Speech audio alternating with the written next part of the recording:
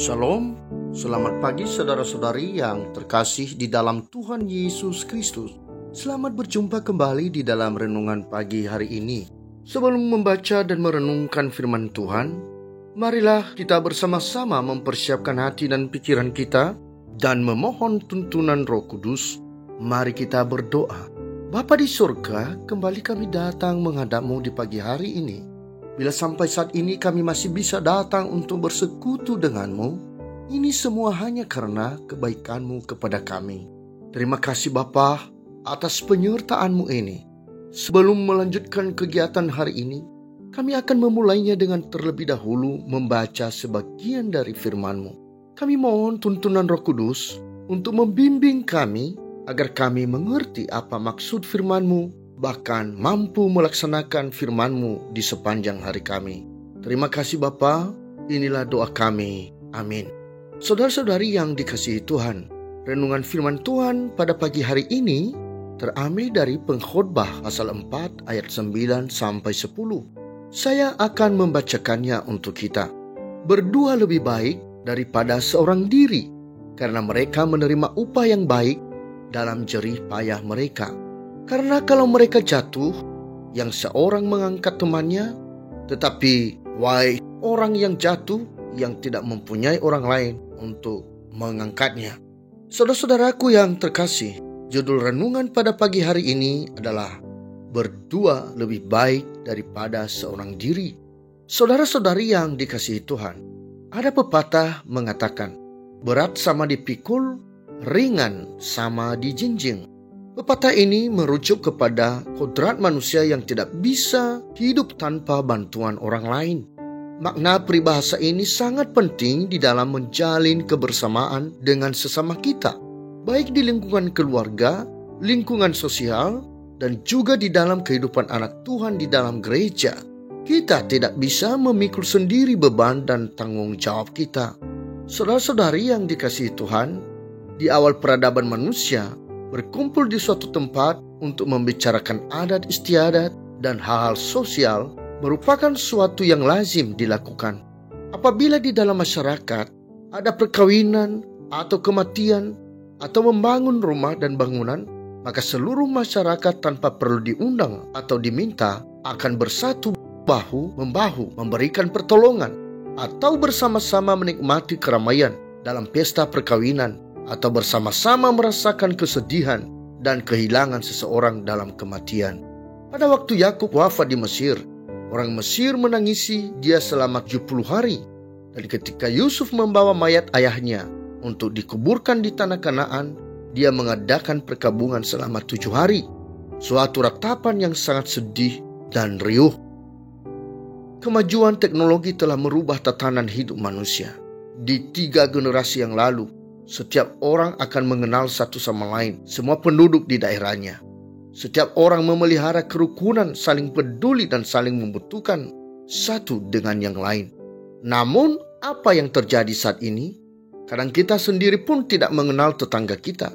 Kebersamaan mulai pudar, dan yang lebih memprihatinkan adalah kebersamaan dalam keluarga pun sudah mulai berkurang. Ayah sibuk bekerja dan terkadang masih membawa pulang pekerjaannya. Ibu dan anak-anak pun sibuk dengan kegiatan masing-masing. Waktu bersama keluarga sudah tidak begitu penting lagi, karena setiap anggota keluarga lebih tertarik dengan handphone yang ada di tangan mereka. Di ayat 9 dan 10, pengkhotbah berbicara tentang manfaat kebersamaan, yaitu saling tolong-menolong, saling membangun, dan saling mendorong satu sama lainnya. Hal ini bertolak belakang dengan orang yang lebih suka hidup menyendiri dan orang yang hidupnya egois, suka iri hati dan serakah. Di dalam Amsal pasal 18 ayat 1 dikatakan, orang yang menyendiri mencari keinginannya, amarahnya meledak terhadap setiap pertimbangan. Biasanya orang yang tidak suka memiliki persahabatan adalah orang yang cenderung menjadi individu yang pahit dan terisolasi, yang menyimpan semangat keputusasaan dan ketidakpuasan, dan bahkan menjadi individu yang serakah dan kikir atau tidak mau berbagi. Nas renungan kita pada pagi hari ini sangat relevan dengan konteks kehidupan orang Kristen. Kita adalah tubuh Kristus. Walaupun banyak anggota, kita adalah satu tubuh. Tiap-tiap anggota telah diberi karunia yang berbeda-beda, supaya kita bisa melengkapi satu dengan yang lainnya, supaya kita bisa saling tolong-menolong dengan kemampuan yang ada pada kita. Bekerja dalam kemitraan akan memberikan hasil yang lebih produktif. Keberhasilan bersama dan kesedihan bersama akan memberikan dorongan yang lebih besar dan membangun keluarga, masyarakat, dan gereja. Saudara-saudari yang dikasihi Tuhan, selama nafas berada dalam raga, maka kita sangat membutuhkan pertolongan orang lain. Apalagi kita sebagai orang yang percaya, penting sekali untuk saling tolong-menolong, untuk meringankan beban satu dengan yang lain. Firman Tuhan mengingatkan kita di dalam Galatia pasal 6 ayat 2, "Bertolong-tolonglah menanggung bebanmu, demikianlah kamu memenuhi hukum Kristus." Demikianlah renungan pada pagi hari ini. Tuhan memberkati. Kita akan menutup renungan dalam doa. Tetapi jika saudara ingin didoakan secara khusus, hubungi email kami, kerinduan kami, agar channel ini menjadi berkat bagi banyak orang. Mari kita berdoa. Bapa Surgawi, terima kasih untuk firman yang baru saja kami baca dan renungkan. Firman-Mu mengajarkan agar kami tidak boleh hidup sendiri seperti orang yang egois, tetapi hendaknya kami saling tolong-menolong, karena kami menyadari bahwa orang lain juga dipakai Tuhan untuk sama-sama menanggung beban kami. Bagi kami yang selama ini merasa mampu berdiri sendiri, hendaklah kami menyadarinya bahwa sesungguhnya Engkaulah yang membuat segala upaya kami berhasil, karena Engkau kasih kepada kami.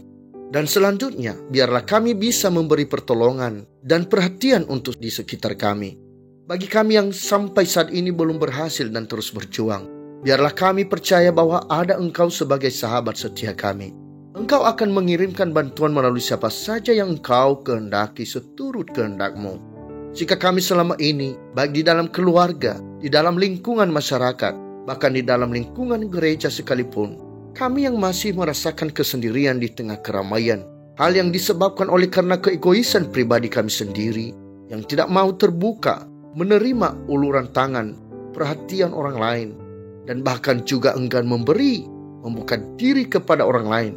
Kami mohon kepadamu, jamalah hati kami masing-masing. Ubahkanlah kami ya Bapa, menjadi orang yang mau saling peduli. Terima kasih Bapa.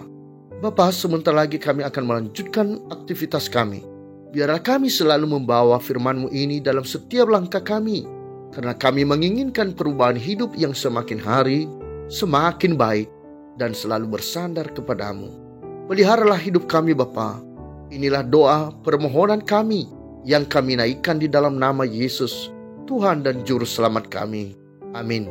Saudara-saudari, mulailah harimu. Kiranya kasih dan anugerah Tuhan senantiasa melimpah di dalam kehidupanmu.